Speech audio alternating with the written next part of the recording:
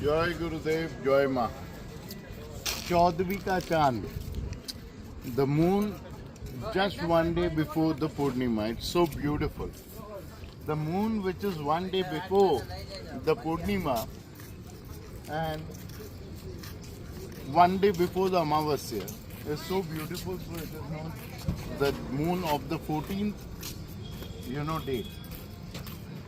Now this moon brings peace of mind. So today we will talk about peace of mind. You see over here, this is Gomti river. We are talking about peace of mind, how mind is important. This river is over here. We are in Dwarika. But still, nothing grows in Dwarika. Why is it so? Lord Krishna, he got a letter from a princess called Rukmani. And if you have read the Mahabhagavad Puran, you will understand the essence of that letter. It's so beautiful. It is a pinnacle of a love letter. No love letter can be written the way that love letter has been written. It's so beautiful. Youngsters, youths, nowadays we don't like love letters, but still if you want to express your love to someone, you must read how Rukmani has expressed her love to Lord Krishna. She is actually one of the cousins of Lord Krishna.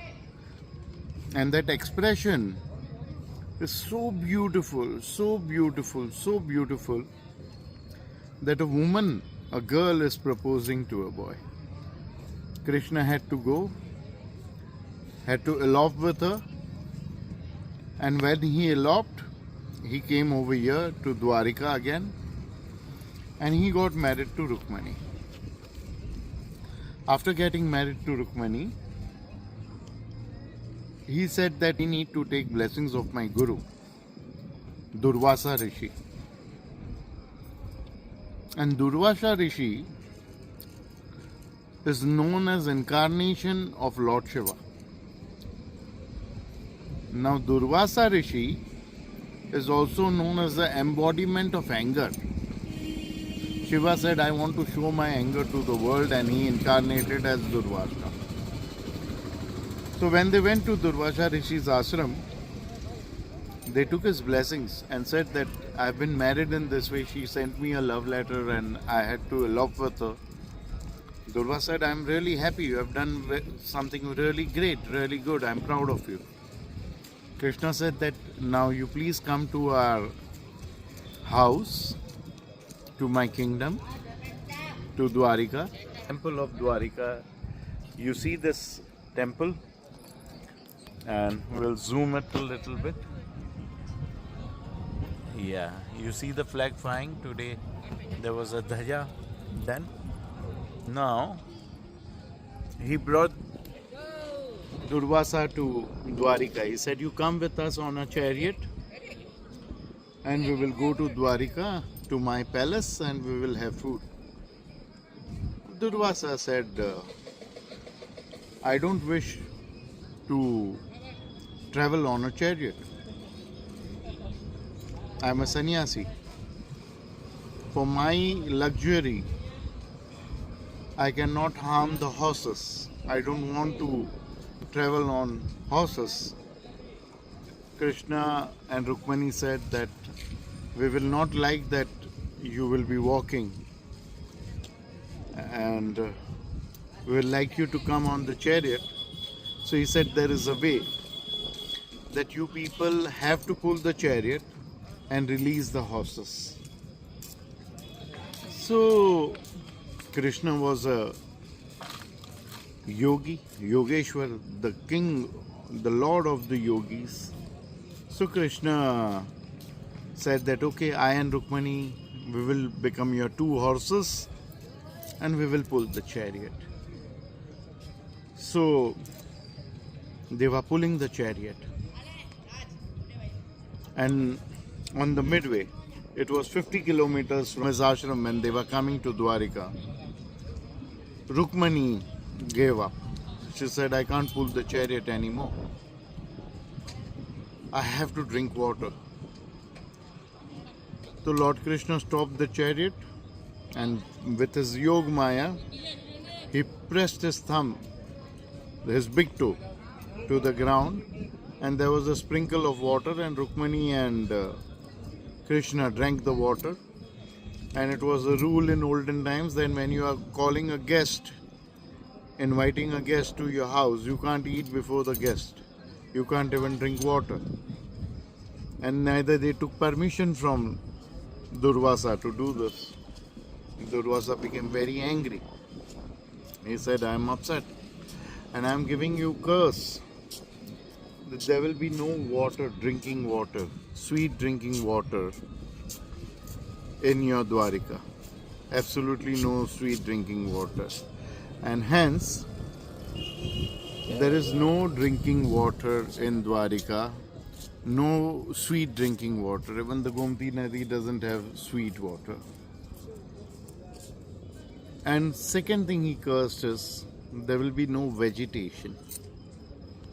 So nothing grows in Dwarika.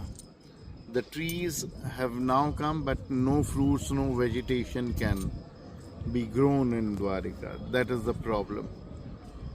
So this was the second curse. This is anger. One anger given before 5,000 years, 6,000 years when Lord Krishna was here. From those 6,000 years, there's nothing growing in Dwarika. Dwarika has drowned. Another Dwarika has come up. But still there is nothing in that Dwarika. Part of that old ancient Dwarika, Bet Dwarka, is over there. Even there, nothing grows. This is the power of anger. This is the power of curse.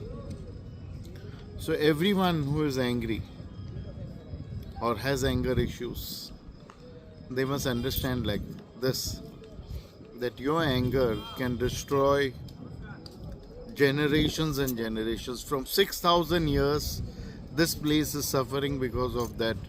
There's water which is carried from outside. No fresh water over here. Whatever you do, you dig a well or there's a river flowing, whatever you do, there is no fresh water over here. Then next time when he came, the story is even more beautiful. And he lived across the river over there. No, probably over here. And Krishna was living over there with his wife. So he said, you be careful and, take a lot of food for him, because probably he might curse you again if there is a problem with food. So 16,108 wives, they took food for Durvasa. Now the water levels were rising and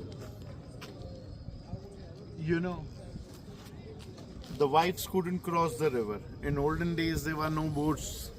There were man-made dams and you had to cross the water from walking on that dam. So Krishna said that you be careful. You take food for him. 16,108 wives created 16,108 dishes and they took it to Durvasa. But the levels of river were high. So they asked Krishna that how can we cross?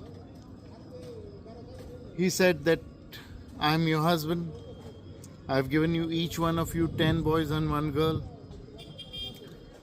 You tell the river that if our husband Krishna, who has always been a celibate, has never made any love to any woman, then give us the way. So the river gave the way and they were shocked. They went at their side and they served the food with lot of love to Durvasa. Angry people are always, very compassionate also.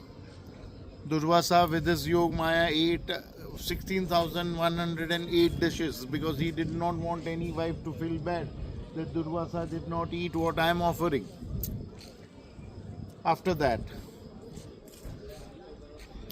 he was full, the vessels were clean, And the wife said that now we have to go back. How do we go back? The river has risen again. Durvasa said, how did you come? He said, Krishna told us this. He said, okay, tell the river if Durvasa has always been fasting, has never eaten anything, then give us the way. The way was given. The wives came, and when Krishna was in good mood, they asked Krishna that how did this happen? Krishna said that when you make love, or when you eat, or do anything, you feel that you are doing it because you feel that you are the body and you are the mind. But when I or Durvasa is committing any act, we understand, we know that we are not the body and we are not the mind, and hence we are free from all the karmas. So this is a secret. We learn two things today. One,